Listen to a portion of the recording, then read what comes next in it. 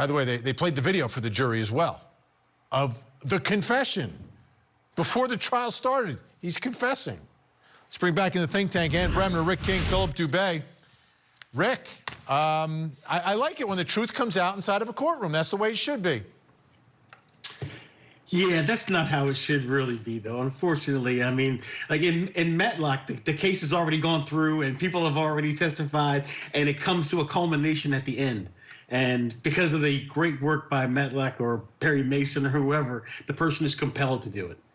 In this case, that didn't happen here. This guy just he gave it up, and his defense lawyer standing there just without any. What's he going to do at that point? He's the cat's out of the bag. It was tough to watch as a defense lawyer. It was tough to watch for me.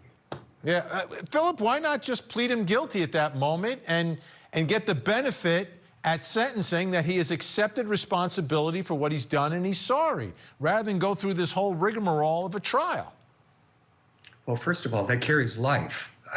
The only way I would plead him guilty is if I could be guaranteed a lid, what we call it, to something less than murder, where he would be guaranteed an exit date, such as voluntary manslaughter, which I believe in Ohio has a cap of 11 years.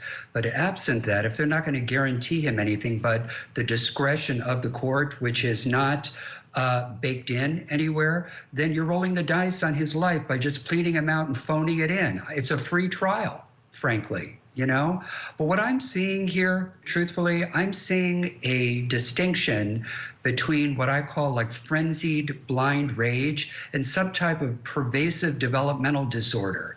I have a feeling that this man has intellectual incapacities and is on the spectrum. There is some type of intellectual infirmity going on with him, and he is not functioning as he would appear to be a well-developed, mature, aging man. That there is something in him that has caused some type of arrested development, and he's not behaving like a grown man. I realize there is a sense of guilt and remorse because he caused the death of his longtime female friend, but the reaction is beyond over the top. It's histrionic at this point, which sometimes is part and parcel of these intellectual disorders for the neurodiverse. And Bremner, I think the thing that's over the top are the 55 times that he stabbed her. I know. Yeah, totally over the top, Vinny. And I agree with Dr. Dubé also in terms there's something wrong here. I mean, he stabbed her everywhere. When you read the reports in this case, I mean, it was everywhere. I mean, that's a frenzy. And then you look at him here, and he's just crying. Like, he looks like Oscar Pistorius did during his trial. Remember, he cried through the whole thing. But Oscar didn't confess. No. He's out now. But it's got to be some kind of mental defense here. I mean, look at him. And the lawyer's like, is it being recorded? You know, he's like, after the cat's out of the bag, right? Yeah, it doesn't even matter if it's being recorded. It's in front of a whole, gallery of witnesses who can hear it. Like, and they're going to testify to it.